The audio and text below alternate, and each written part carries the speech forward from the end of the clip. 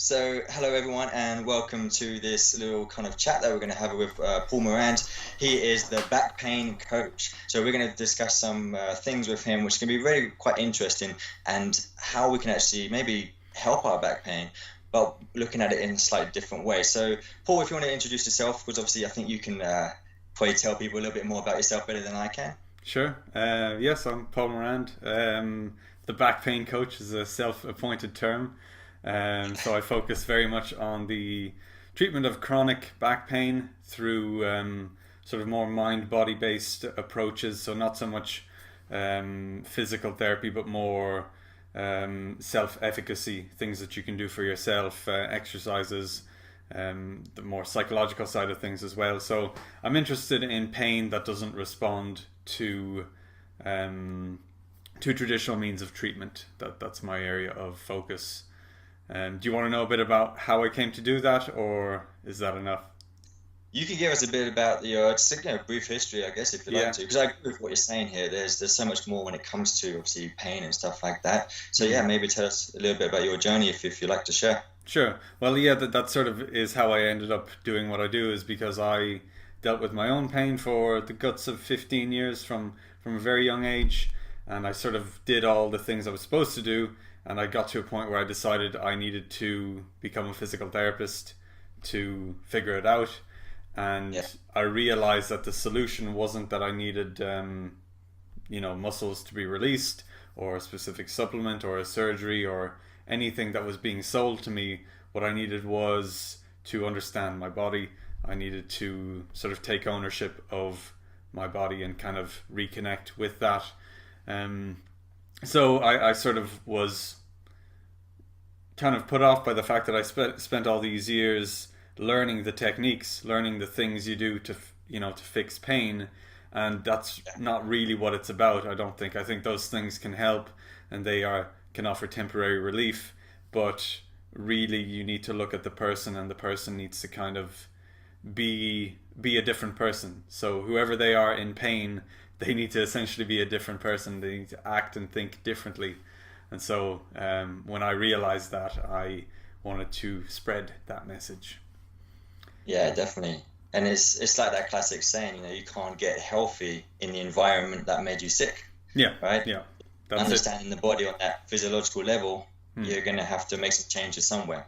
But like exactly. you said, educating yourself and being more proactive about it, you're going to take much more control, like you said, Hmm, of your problems and be able to help yourself, which is probably far more powerful than anything else, right? yeah, yeah.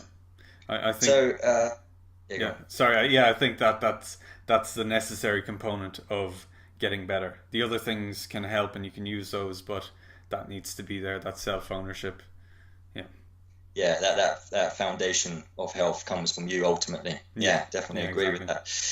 that. So let's talk about some of the ways in which you might kind of go in and help maybe someone else with their pain, or it may not even be pain, for example. But I know one of the aspects that you kind of do focus on is breathing. Yeah. So maybe tell us a bit about the importance of breathing and kind of how that may affect the body. And because there's obviously, I know so many things like how it can work, but Mm. let's hear some of your kind of ways. Sure. Yeah. So the way I think of breathing, the way I try and explain it is that it's your most vital function. So if you want to induce a state of stress, if you want to, if you want to end a life, you stop breathing. There's Yeah, nothing, it's the most immediate threat to the body is the restriction of of course. breathing, or the, some sort of tampering with your ability to breathe.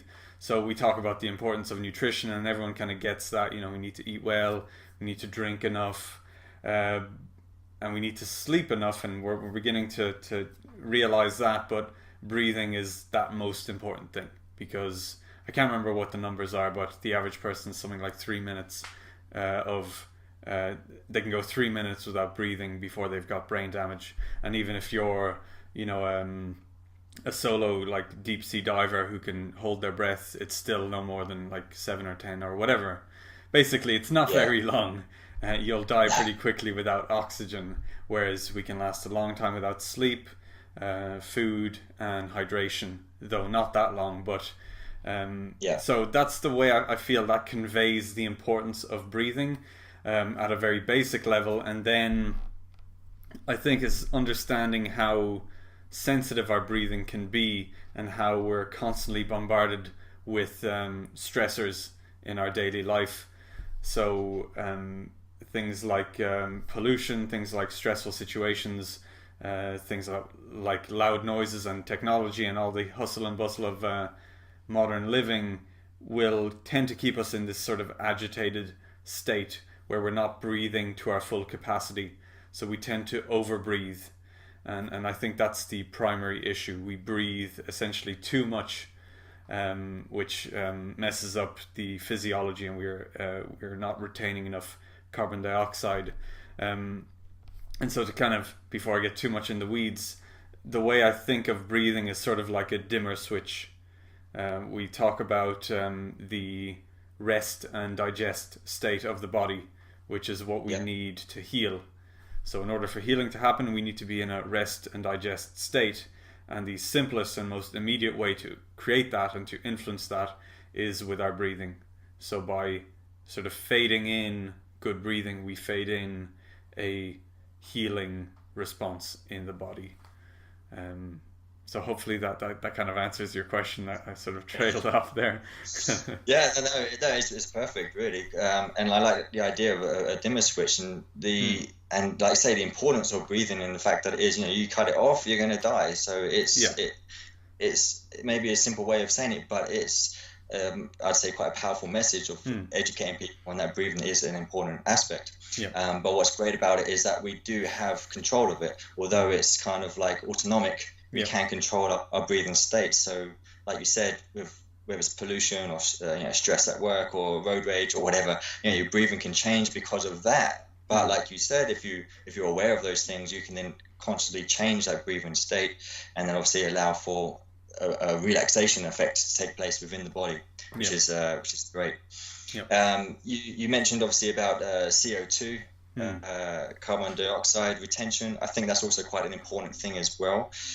Can you explain or elaborate a bit more on that? Sure. I probably can't do this topic justice, so I will do what I can. But traditionally, I think, I don't know if this has been fully accepted, but it's been traditionally thought that carbon dioxide is purely a waste byproduct of physiology. So it's been thought that it doesn't really serve any purpose. It's something that we exhale to get rid of it. But as far as I understand, unless there is sufficient carbon dioxide, your body can't use oxygen fully. So what we would tend to agree that the body needs a lot of oxygen, but if the carbon dioxide isn't there to allow the body to use oxygen, then we're kind of shooting ourselves in the foot. And so a lot of basically any kind of stress is going to cause us to hyperventilate, to exhale a lot, and to not really breathe deeply, and to not really retain anything that we're inhaling. And so that's going to lead to a sort of a waste of carbon dioxide, and the oxygen that we are inhaling isn't really getting used to its full potential. So that's the importance of carbon dioxide in a very surface level, because like I said, I don't think I can do the physiology justice, and it is quite complex, but we probably don't even need to go into that anyway. But in any case, sorry? What was that? I was going to say, not so much. We don't need to go into the real depths of the physiology. Totally agree with you there, really, that we need to have the carbon dioxide to help utilize the oxygen, and it's just like anything else. There always needs to be that balance. So if you've got, like you said, too much oxygen and too little carbon dioxide, it's not going to be great, or vice versa. So it makes sense that we need to be able to maintain or make use of the carbon dioxide within our body to help actually make the oxygen function as well as it could do. Exactly. And this is kind of why I was thinking about the whole breathing thing, because obviously we can install certain breathing techniques, right, to maybe help with CO2 retention. Yeah. So like you said earlier, breathing is autonomic. It's an automatic thing that we don't really consciously, we can consciously work on it, but most of the time it's unconscious, which is good because we don't need to be focusing on that. But we can influence it by becoming consciously competent at our breathing until it becomes unconscious. Until it becomes functional while unconscious. So the simplest way to kind of work on retaining carbon dioxide that I know of is to slow down the breathing rate. So what you'll see in people that are highly stressed, and usually people who are in pain, because pain comes with stress, are their breath cycle, sort of the inhale, exhale is very fast and it's very shallow. So the simplest way, like there are tons and tons of different breathing protocols, and they all seem to serve some purpose and they all seem to be valuable in some ways. But I think at the base level, if we can elongate that cycle and just bring it into voluntary control. So the way I think about it is you can contract your bicep at will. You have a connection to that. And your diaphragm muscle is a muscle like any other. You can contract it, you can shorten it, lengthen it, not in exactly the same way as a bicep, but you can harness that. And so that's your breathing, your primary breathing muscle. So what I tend to aim to get people to do is to restore that connection to the diaphragm and be able to inhale at a certain rate, at a nice even rate. So if I say inhale over 5 seconds, you can do that. You can go inhaling over 5 seconds evenly and then exhaling over 5 seconds evenly. And what tends to happen is people go and they do it in the first 2 seconds and then they've got nothing left for the last 3, or then they exhale and then they've got nothing, so they've got no real control. It's just kind of a push-pull.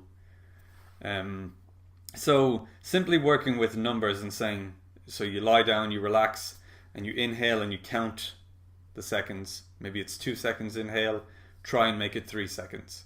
Try and make it 4, try and make it 5, and build up until you can inhale over a specific amount of seconds. You can hold for a specific amount of seconds and exhale over a specific amount of seconds, and you can do that comfortably. So you can do it in this very kind of mathematical, structural way. So. Exactly. I mean, it's such a simple method, but it's not always, like I said, that easy for certain people. And like you said, they've lost that control amongst their diaphragm, and being able to breathe through the belly is something that you don't really see too often. And I just want to make a structural connection here for some people, again, that might be suffering obviously with back pain itself or any other kind of pain within the body, is that the diaphragm, of course, is actually obviously attached to the ribs and the lumbar spine, so the lower spine on the inside of the body, and you've got many other muscles connected to it. So for people that think breathing is just breathing for breathing's sake, obviously it's not. So again, by actually being able to breathe, you can actually control the musculature around, for example, the lower back, if that's where your maybe pain symptom may be. But of course, we know there's other muscle connections. There's always a chain that goes somewhere else, whether it's into the hips or the legs or even up into the neck. So just making a structural connecting the dots there for some people. And that's something I love about breathing specifically for back pain, is because of that very direct connection. And people can kind of feel this for themselves if they kind of take a sharp breath in, like as if they're in shock, to kind of simulate what your diaphragm would do in this state of high stress. What they'll tend to find is that they hyperextend their low back, which on its own isn't inherently bad, but it may lead to sort of inefficient use of the muscles and of the joints, which may down the road lead to pain. But that's a very quite a tangible connection that I see in most people that I treat for back pain. And anyone I've ever treated for back pain or any kind of pain really has some sort of breathing issue, and that's why I feel we need to treat that first, again, because it's so important to sustaining life. Of course. I mean, absolutely right. And this is why I don't want to say that sometimes certain therapies, they may not work, and that's just because they may not be looking at all of the details, not connecting all of the dots. And sometimes, like say, just by adding in a simple bit of breathing exercise, maybe homework or something like that, along with maybe traditional methods of therapy, can make a big difference. So some people need to understand that what works for one person may not work for someone else, of course, and that's what we need to educate people and hopefully branch out to get their finger in as many pies, shall we say, in order to reap the benefits of it all. Yeah. Obviously, talking about CO2 earlier as well. There's ways that we can obviously do that. You obviously mentioned controlling the breath going in and out, obviously focusing on just breathing through the nose as well, because obviously mouth breathers also are more sympathetic, which is more of that stressful response. Yeah. But just going to link this over into basically sleep here a little bit as well, because a lot of people, they can't control their breathing, and therefore that's going to affect their sleep. So knowing that we can maybe breathe through the nose a little bit more, retain the CO2, can obviously also help for a more peaceful night's sleep as well. So maybe you can say a little bit more on that, maybe obviously the importance of sleep, maybe more breathing connections related to sleep. Sure. And there was actually something interesting I read today about specific stages of sleep and how carbon dioxide levels are elevated during our REM sleep, which is our deepest and as far as I know, the most healing part of sleep. And it's and it's characterized by deep muscle relaxation. So it would seem that it's sort of confirmation that retaining good levels of carbon dioxide is good for reducing muscle tension in general. But going back to the importance of sleep, and I think it's because at the root level of any kind of health issue, the way I see it is that the body is not able to catch up with the demands that you're placing on it, because your body is constantly self-regulating. It knows what it needs to do. If you get a cut, it will heal that on its own. And as far as my perspective is that pretty much most conditions that people come across, barring certain traumatic incidents, pretty much anything like that is the body can take care of it on its own.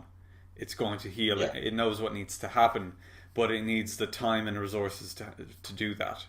And sleep is one of these optimal times to do that, because it's this state of deep relaxation. The conscious mind isn't conscious, and the body can just focus entirely on supporting you. So again, I feel like that's enough of a reason for people to see the value of sleep. But there's tons of research now into various aspects of sleep for different things, and I think at the root level, it's just that it gives your body this window of extended time to take care of itself. It's that simple. And then with regards to breathing, the way we can kind of work towards improving sleep is one really simple remedy is something like taping your mouth shut at night, because it's going to force you to breathe through your nose, and that's going to force you to retain more carbon dioxide, and it's as a result going to give you a deeper night's sleep. So again, I don't know if I trailed off too much, but hopefully that's enough of an answer. No, that's great. And like you're saying, it's sleep. We all know that sleep is important, and that we all kind of want to have more sleep. But of course, as human beings, we're the only kind of mammals and creatures that actually actively delay sleeping. So I think it's a case whereby we need to dedicate a little bit more time to actually sleeping, being a little bit more disciplined with ourselves, maybe creating a sleep routine with hygiene as well, making sure you're going to bed at a certain time and waking up at a certain time, and trying to get into that regular habit, of course, because again, the more routine that the body can have, the more in sync we can be. So then when it gets to a certain time, we know obviously maybe it's time to go to bed. So obviously those things are obviously going to take effect as well, and obviously pop in your little breathing exercises every morning and evening at least somewhere would be good. Obviously sleeping, of course, is really, really important. And obviously, like you said, being able to, which is really interesting, that was quite new to me as well, actually, that by able to retain the CO2 just a little bit more, and the fact that there's more CO2 kind of levels happening during the REM cycle of sleep, that's really quite interesting and fascinating as well. So it makes you think that some people that don't get that restful night's sleep, maybe they're not getting enough or retaining enough CO2 within their body whilst sleeping, or maybe even throughout the day actually. So that's actually quite interesting. Yeah, and there was sorry, I don't mean to interrupt, but there was one thing that was quite interesting I think to really illustrate how important the breathing is that sighing, for example, when you sigh, you're letting out tons of carbon dioxide, and one sigh will take your body 7 minutes to recover from. So the physiological impact of losing that much carbon dioxide from sighing takes roughly 7 minutes for your physiology to recover from. So then you start thinking about people who are chronically over breathing, sleeping with their mouth open. It's just this build up of stress, essentially, that the body can very easily undo by simply keeping the mouth closed, particularly during sleep, and then just drawing their attention to the fact that they might be breathing through their mouth and correcting that. So that's just something that I read about today, again, that I found really interesting. So I think that really illustrates how important and how quickly things can change with proper breathing. No, I totally agree, and that's a very interesting fact once again, because obviously with sighing, there's certain practices, shall we say, like yoga, for example. They obviously actively, sigh during certain sessions, and I'm sure there's many other types of kind of holistic therapies out there that will also encourage sighing. But I didn't also know that obviously that's going to actually make the body have to recover for like 7 minutes in order to create that balance. So that's really interesting, because obviously to me, I would have thought, assuming that when people do sigh, when they breathe out, it's kind of their body trying to relax, trying to go into that parasympathetic state. It's quite interesting that you've kind of mentioned something else there. Sure. So again, it always comes down to the balance, I guess, of everything. Yeah, absolutely. Because there may well be some benefits to sighing, and I haven't looked into that myself. But it's just like you said, it's balance. There's always the other side of the coin, and so it's worth knowing both sides of it. Yeah, excellent. Is there any other interesting piece of information that you would like to share? Yeah, I think before we set this up, we're talking about about sleep, and one thing that I see a lot, particularly in the culture of dieting and fitness, is restriction of eating, and this pertains specifically to sleep, because when we're sleeping, we're in a time of fasting, which is why we call breakfast breaking the fast. And basically your body requires energy. We know that your body requires energy as stored. Yeah, I think we can agree on that. So your liver stores glycogen, which is a form of sugar, and it uses that overnight for energy. But once those stores run out, then it needs to find an alternative source of energy. So usually it's going to release stress hormones to convert either muscle tissue into energy, or to release fat stores, which sounds perfectly fine, and it's a great adaptive it's a great adaptive mechanism, but it comes at a cost. It's actually quite demanding for our bodies to do that. So while we sleep, if our liver stores run out, we're going to have a surge of stress hormones, which is on top of the fact that we're fasting already.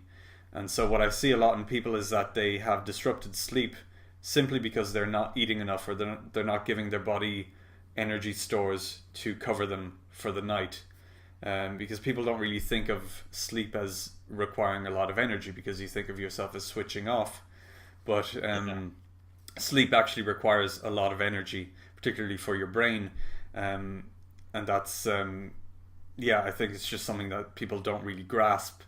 And I had a point there that I was working towards, but in any case, I think that's something that's underappreciated, how much of a difference a simple snack close to bedtime can have towards improving your sleep and towards reducing overall stress in the body. So I think that's worth mentioning, because I don't hear about that from many people. It's only a small segment of sort of health people that I hear that from. So I figured it'd be worth mentioning.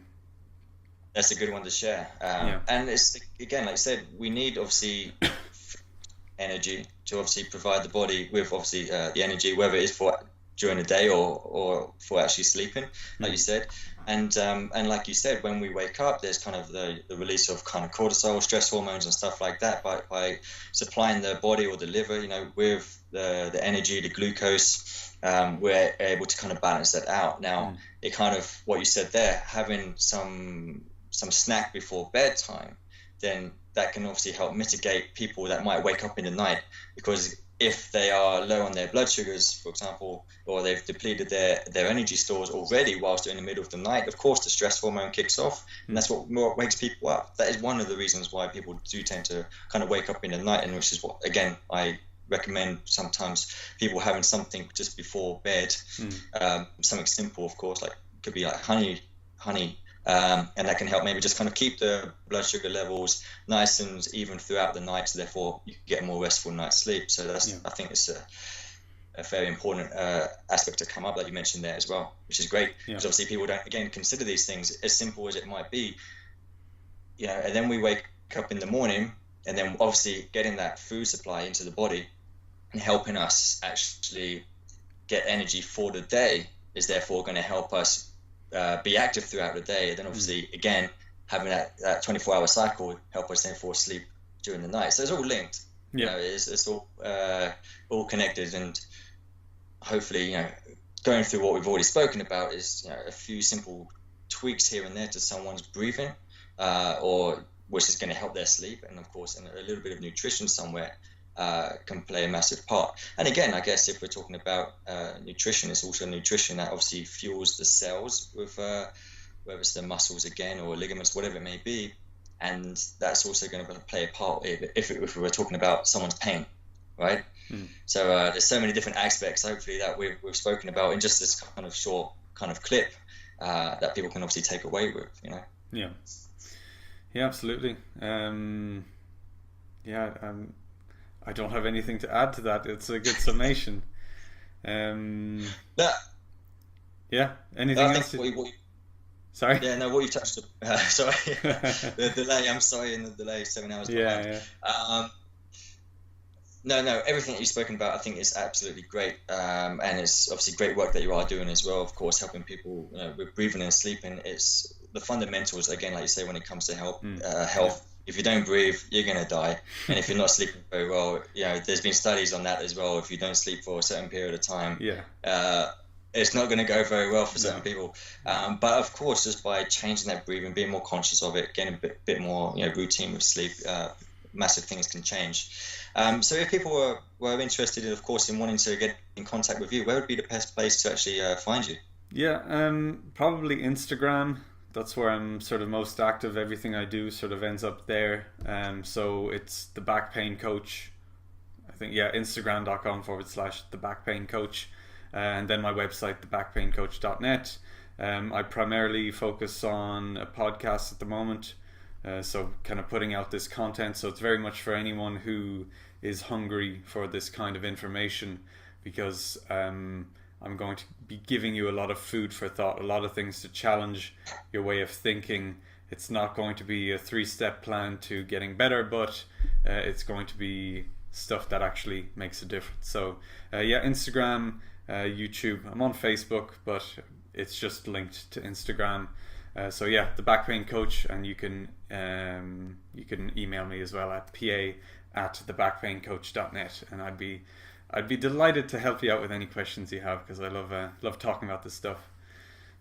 Yeah, it's great. And once again, you've shared some fascinating insight into the physiology of the body, and again, certain ways in which you can help. So do definitely check out the Back Pain Coach. And thanks very much for joining me on this call. Thanks, Steve. Enjoy South America. Thanks so much. Cool. Take it easy. See you later.